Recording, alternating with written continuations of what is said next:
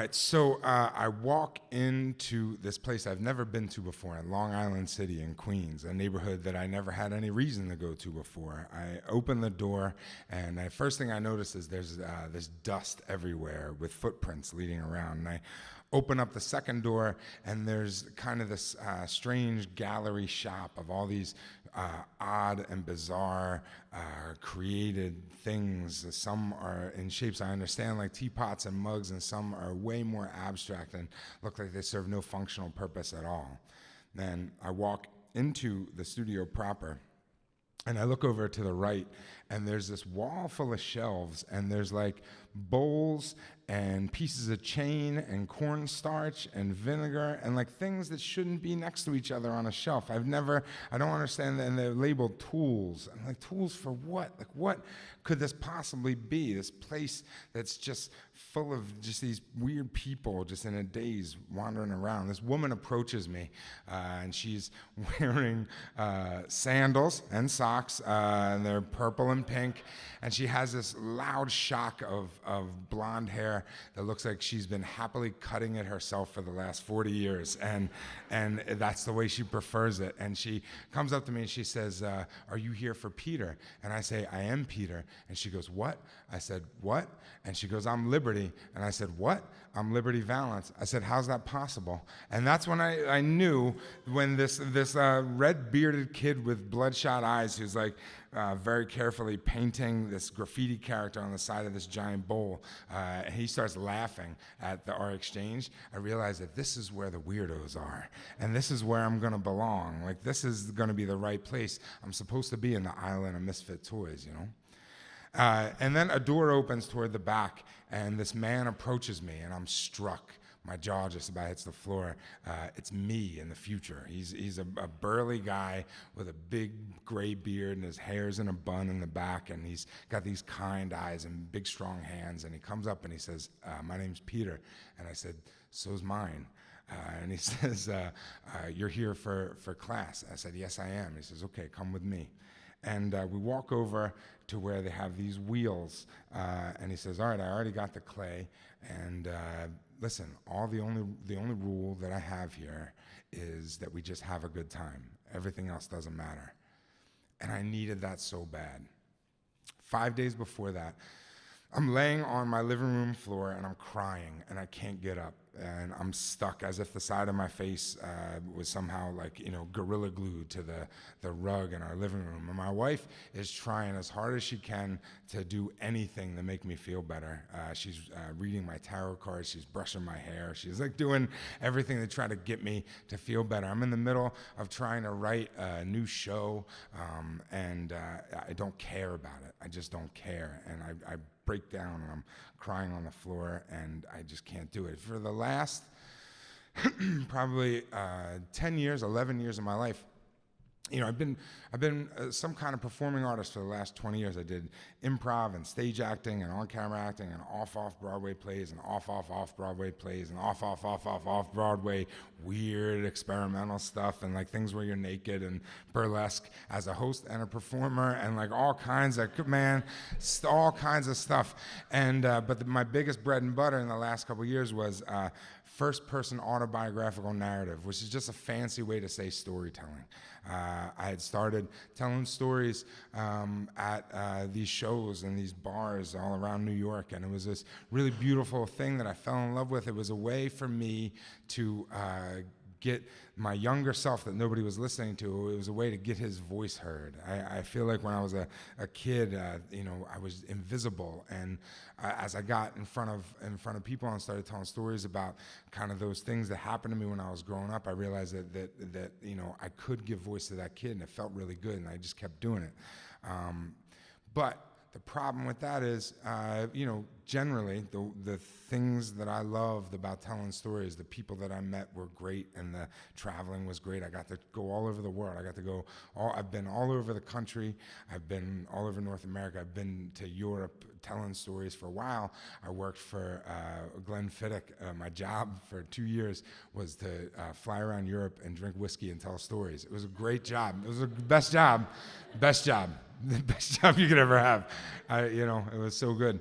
But like the things that I loved about storytelling were the stories about change. And the thing about change is it doesn't happen in your successes. When something happens in your life, and when something has happened in my life that I was able to succeed at, all that meant really is that it was something I already kind of knew how to do. But the real change happens, like the real juicy stuff with our stories are about a moment where we're faced with a crossroads and we have to make a choice, whether to give up or to keep fighting, whether to crumple down on the floor or to keep going or find another path. And those happen in our pain and in our failure. Our pain and our failure are some of our biggest gifts because that's how we grow. However, since I wasn't just doing storytelling at this point, since I was making the majority of my money doing this first-person autobiographical narrative, since I wasn't just telling stories anymore, I was trying to make a living out of it, I was commodifying my pain, and that was my medium. Had been for years. It just turned into just, how can I bleed? Just how can I bleed? And it kept going for a while, and again, some great gigs and lots of opportunity. It was really good, and I had all kinds of things happening, but in 2015, a lot of those opportunities happened to dry up just because things just happen, and I had forgotten, like any person who decides to be an artist for their career, that every once in a while you hit a plateau, and every time you hit a plateau, you have to remember, oh yeah, this is a plateau. I'll figure it out later. It'll be okay. But every time it takes you by surprise. And this one was ripping me to shreds, man. I couldn't do it. And I was trying to figure out, well, maybe I can tour again, but I need to write a new show. I just spent the last couple of years touring with the hour-long show called Daddy Issues, about growing up with and without my dad. Really lighthearted, very light, very super lighthearted stuff. If you've ever wanted to hear like 40 people crying silently in a dark room, come see Daddy Issues. And it, luckily when I started doing that show, I also had started going to therapy. So things where one informed the other, which informed the first, and went back and forth for a couple of years until I was okay, except for this moment. And time was going on. I tried to write this new show, and I was convinced it was going to be a comedy. It was going to be about this year in my life that started off with me on July 4th in 1998 going to a barbecue, and July 4th, 1999 getting beaten by a hammer by this other, when I used to drive an ice cream truck in New Jersey. I thought that was going to be a comedy. Look, that's where I was, okay? Turns out it was a psychological horror story, and I was very wrong. So as I'm trying to figure out, I'm like, there's nothing in my life that I want to talk about anymore. What is the point of all this? I can't do this, and I'm just crying, and my wife is brushing my long, luxurious hair. And she's, and again, reading my tarot cards, just trying to find an answer. And then she grabs me by the sides of the face. She says, Peter, you need to take a pottery class.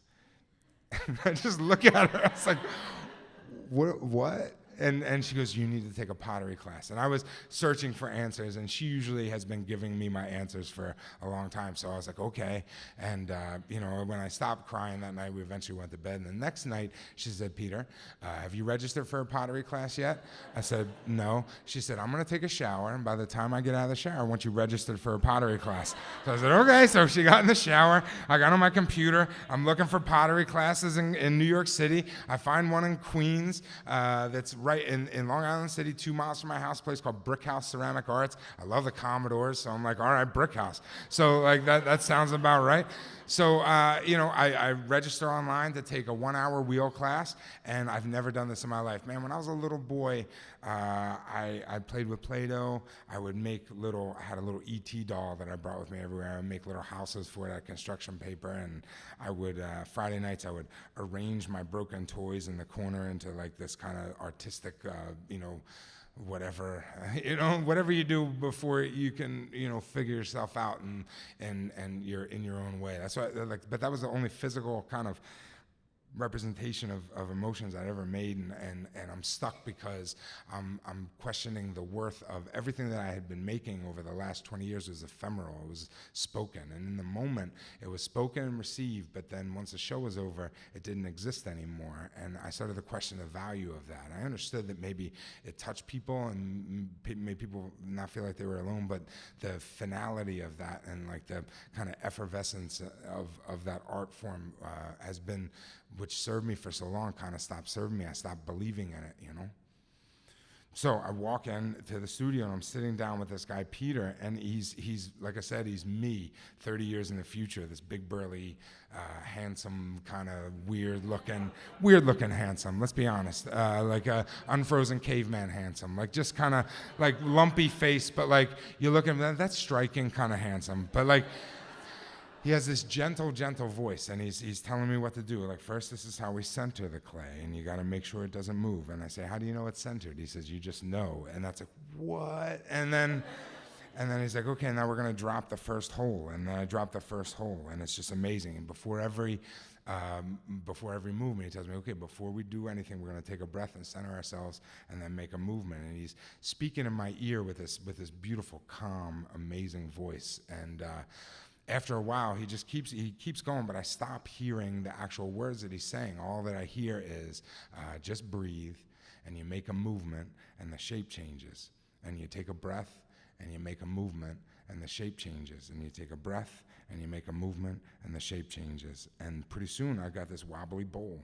And then he says, that's pretty good. Do you want to make another one? I said, yeah. And we take it off the wheel and we put down another one. He's speaking this voice in my ear, and it's lulling me into this state, and the movement of the wheel and everything is happening, and I can see it all at once. It's like stuff that I never knew I knew how to do, but all of a sudden it's unlocking something in my brain that I just feel like I was kind of put on the earth to do. And I take a breath and I make a movement, and the shape changes. And then I get a little bit of a less wobbly bowl with a nice little rim on it. It's got a good shape. And he says, you've never done this before? And I said, no, I never had done this before. He says, oh, well, you should do it some more. And the hour's over like that.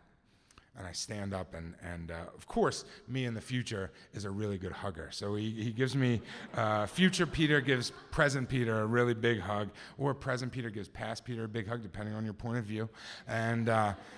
And we look at each other, and I tell him how much I needed this, that like my head has been full of bees, and I haven't been able to calm it down, and I'm not sure what I'm doing with my life, and I needed a thing that would kind of give me some focus and some time. And of course, me in the future is a crier, because me in the present is a crier, and me and my future self are crying, and we hug again, and we're just like, it feels so good to be held by myself, and feeling the tears of myself on my own shoulder. It's the most amazing feeling. I recommend it if you ever get a chance.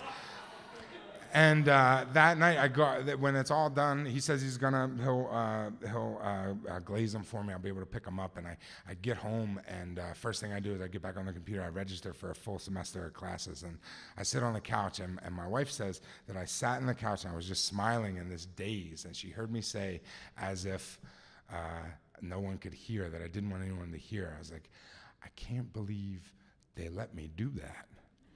It feels so good. I think I love it. And she was so happy, because it's been a long time since she's seen me that happy about anything. And it'll be on October 26th of this year. It'll be my third Potterversary. I took a big, long hiatus from performing, and I just concentrated on making bowls and mugs, and they got less and less wobbly. And now I make all kinds of weird stuff. I make, I love making mugs because they're functional, they're intimate, there's something you nourish yourself with, and you hold in your hand, and they touch your lips, and they hold your soul, and they're beautiful, and you can't doubt the value of those pieces. I also make pipes because you can smoke weed out of them, and like, if you can't be a pipe maker, what better, come on, be a pipe maker if you can. It's great, and they make you feel good too. But the biggest thing that I realized was that, for years my medium had been my past, and you can't change your past. Every time I told a story, the value of it was not lost. I understand what the value is now. I learned something brand new every time I told one of those stories. Every time I told one of those stories about the period of my life where I hurt, something in me now kind of grew a little bit. And that value, I understand it now, and I'm very grateful to it. But I can't change the past, and I didn't want to swim around in my pain anymore. And right now, what I'm doing is this medium, this clay and this expression, is the medium of my future. I can make things while I'm honoring who I've been, and I'm honoring who I am now. I can make things for who I wish I could be in the future. I can make things that make me feel strong, and I can make things that make me feel confident, and I can make things that make me feel good. And all I got to do is just take a breath and make a move, and the shape changes. And you take a breath and you make a move, and the shape changes. And you take a breath and you make a move, and the shape changes. Thank you.